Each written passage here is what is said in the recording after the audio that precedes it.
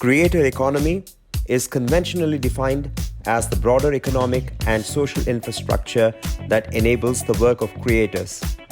Until this point, creators found expression for their work engaging their audiences through social channels such as Facebook, YouTube, Instagram, TikTok, Twitter, LinkedIn, Substack, and Patreon. Who exactly are creators?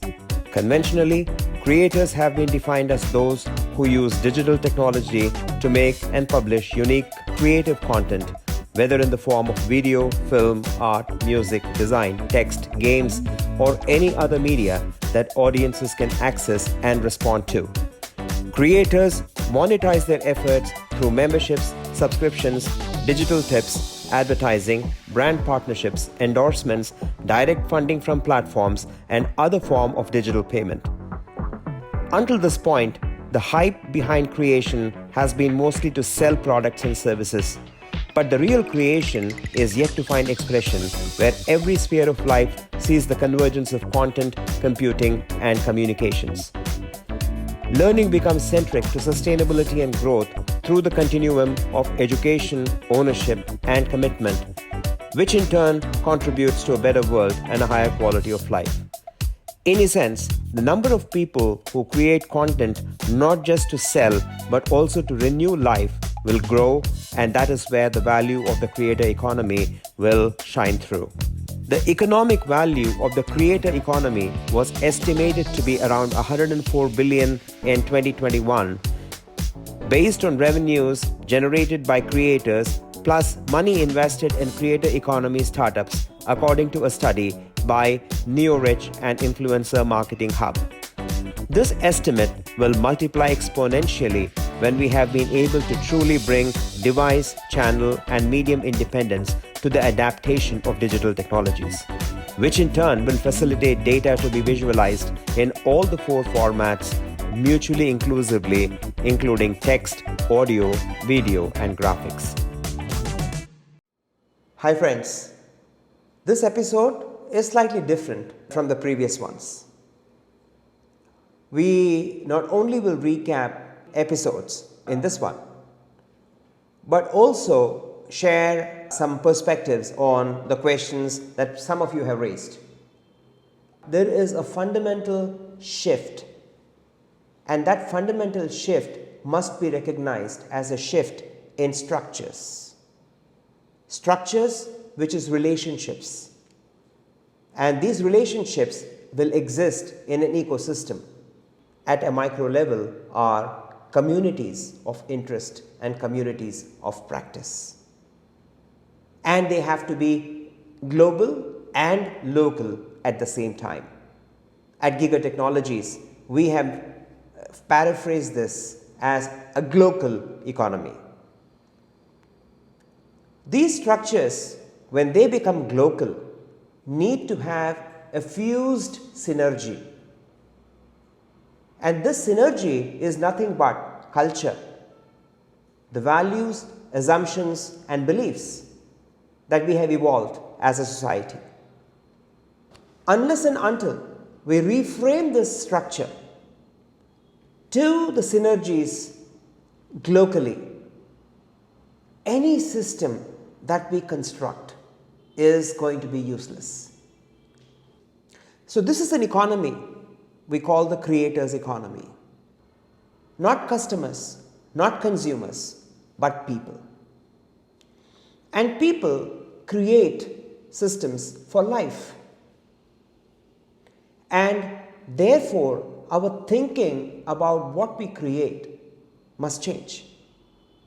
Our relationship in life across the 7 stations, from environment to health, wealth, mobility, technology, education, and governance.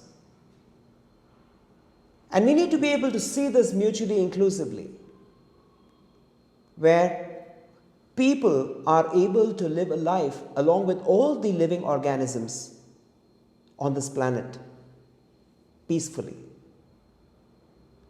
And that requires a very different mindset. The change in mindset must be one from exploitation to empowerment. And this is the most significant transformation, if you may, that will enable us to create sustainable systems. In the first episode, we had talked about the need for science to marry technology and engineering.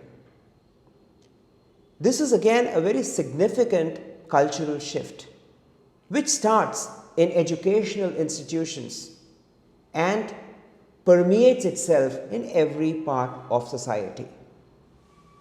Education and learning now become centric to life. This is not just about educating oneself and then living off it for the rest of your life. Every waking moment has to be a learning moment. And so therefore, we need new systems that will enable us to educate, train, practice and perform with learning in a continual manner. In the second episode, we talked about human capital. Human capital is nothing but capabilities, the capacity to transform and the ability to perform. The second part is skills. The emphasis cannot be on skills alone. It is important to understand what skills to acquire and how those skills will be relevant to the modern environment. In the third episode, we spoke about innovation. And innovation is essentially a journey in continuum from innocence to awareness to understanding to definition to competence to excellence in every sphere of life. And we have to have the ability to peg ourselves and understand where we are on subjects and their topics in dimensions and attributes that are descriptive to be able to take a leap into the future with assurance. In the fourth episode, we spoke about leadership. 5 essential dimensions define leadership, starting with aspiration, agility, anticipation, authenticity, and then and only then ability. And then we followed with rural and urban. This divide between rural and urban seems meaningless in a society that is driven by a digital system. We need to re-examine the opportunities, whether it is in terms of diversity, whether it is in terms of equity, and whether it is in terms of inclusion. And when we bring this into the frame, the divide of rural and urban is absolutely meaningless.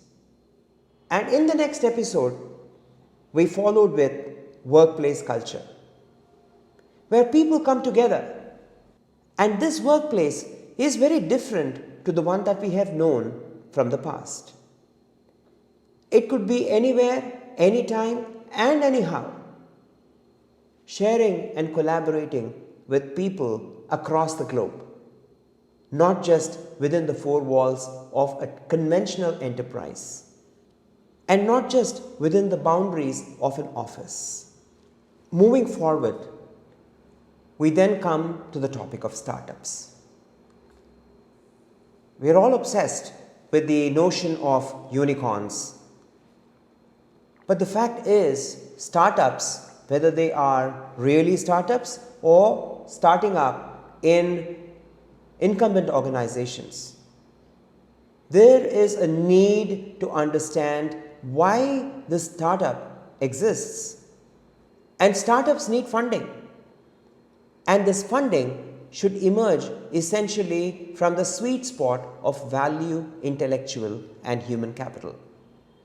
For example, employ nanotechnology, biotechnology, pervasive computing, enmesh networks, robotics, machine learning in a new way that allows inclusivity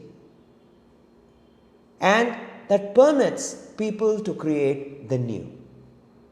The existential threat of the debt burden can only be overcome when we find a new value that can be deployed in our societies. And that leads us to make that distinction between information systems and digital technology or digital systems. They are not one and the same. We have to find a way of disengaging from our past. One needs to find new entrepreneurs, solopreneurs, and entrepreneurs. Then, of course, we also saw in the next episode that it is not enough to do research. We need to shift research into inquiry, not just from the labs, but from everyday workplace. We have machine learning and artificial intelligence being able to provide us that ability to advance the research from inquiry into exploration and discovery. We trace the journey of science in India. Nothing has changed significantly with respect to empowering scientists or the growth of science in the country. The problems faced with respect to research and science being funded is still the same, with bureaucrats and politicians still controlling the purse, and educational institutions not being able to marry science with technology and be able to see this as a unified force that can become the harbinger of change in our country. And this new reality is essentially where the point of arrival is for the creator economy. And that creator economy is the topic that we are going to be able to delve a little bit more deeper today. So Subbu, how does creators economy tie into all this?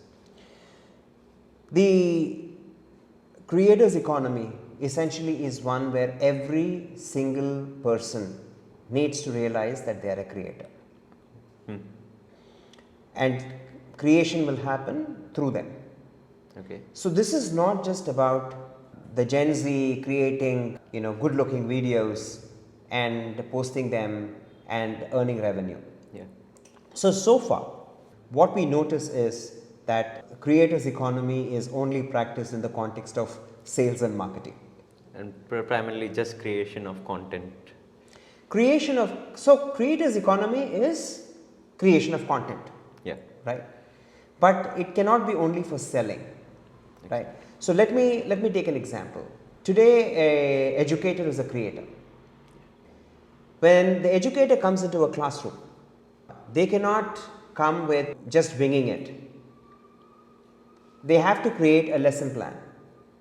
Now, this lesson plan incidentally must address the different segments within the classroom. You have a classroom of 30 where 5 are extremely brilliant students, and then you have somewhere another 10 or 15 who are the medium level, right? And the rest are not dullards, but they take some time. Their learning ability is very different. So your lesson plan now needs to address how this learning will essentially go through to every member of that classroom, how they will learn and how they will apply it in real life. Now, this content therefore that an educator creates needs to be visual, needs to be appealing, needs to go way beyond a classroom.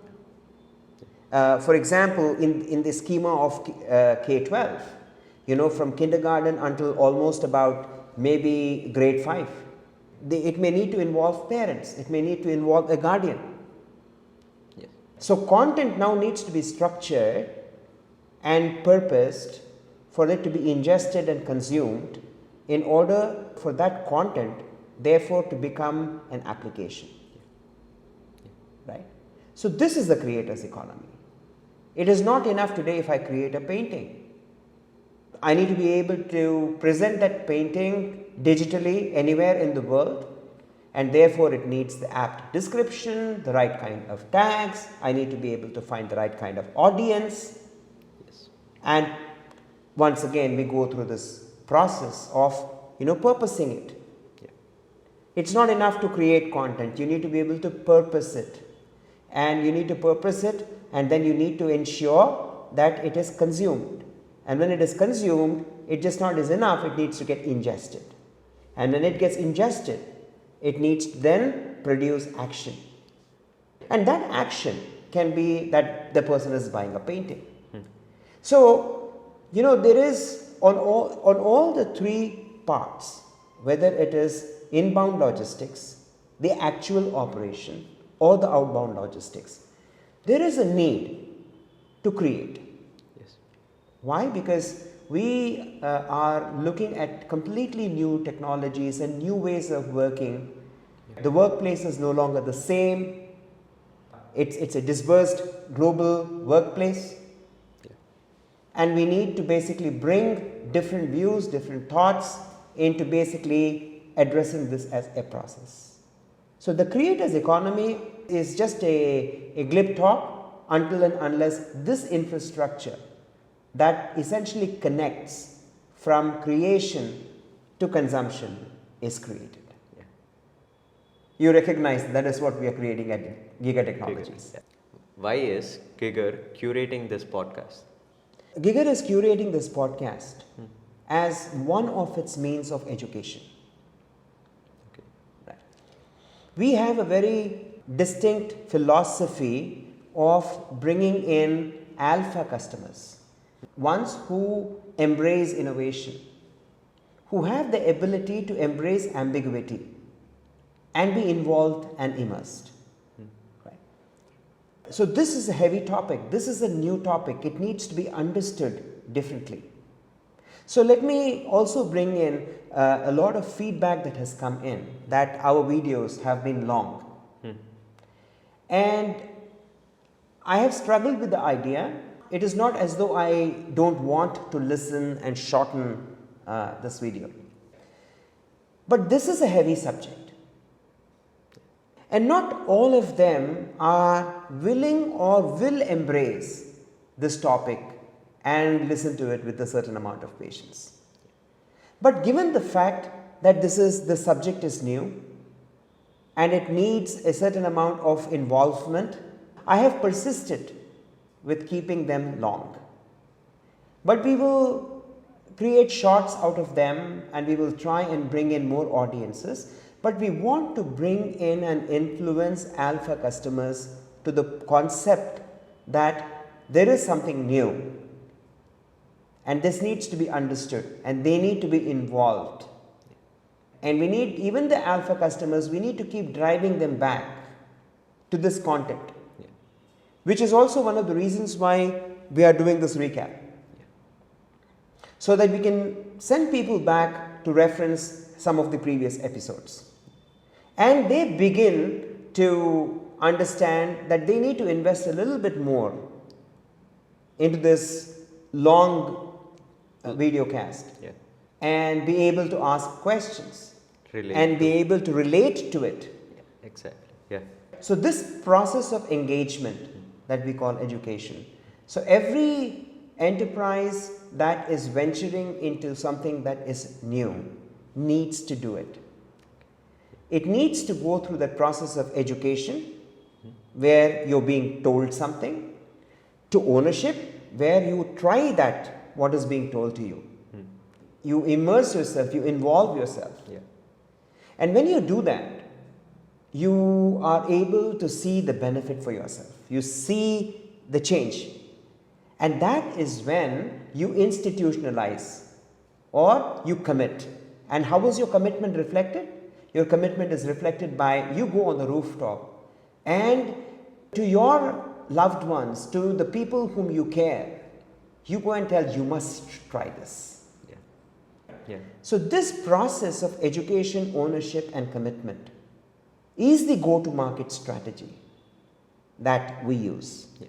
And every single enterprise that is out there that is bringing something new to life will have to do this. There is no escape. This is the only. Yeah, so I'm sorry to say this that, my way or highway, but this is definitely a prescriptive methodology Yeah. in order to be able to create a new way of life.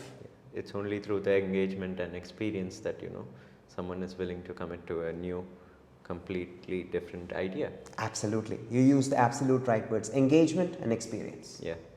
Okay? You cannot just relate it saying somebody else liked a product. Yeah. The era of endorsement, Yeah. okay, is over. Yeah. Now it is engage and you give that experience Yeah. in order to be able to say that I want to use this product, whether it is a toothpaste or whether it is a software, Yeah. or whether it is a cola. Yeah. Okay, you make that decision. It's You don't want a celebrity to sell you, Yeah. a cola. We are way beyond that. We try to take in things that we believe in or that speaks to us. Absolutely. Otherwise, there is no point Yeah. in industrialist meeting in Davos, talking about circularity, talking about accountability, talking about sustainability. All that is meaningless if you are not willing to get people to make decisions on what is right for them in their lives. Exactly. Right. And slowly people have started realizing that, and hence they are making their own choices and they are not letting brands decide what's good for them. The Gen Z and certainly the Gen A are a completely new class of citizens Yeah. who will not be led by what others think. Yeah. They have their own independent way of thinking and Absolutely. they chase that. You are a Gen Z, and I'm sure what I'm saying Yeah. makes sense to you. It does. Yeah. So that is basically where we are going with this. Okay, so Subbu, what are the next episodes that are going to feature in the future of work with Subbu Iyer? The effort will always be for us to bring thought leaders who can shine a light on the most important topics and bring their thought processes and start a debate Have a dialogue. and have a dialogue.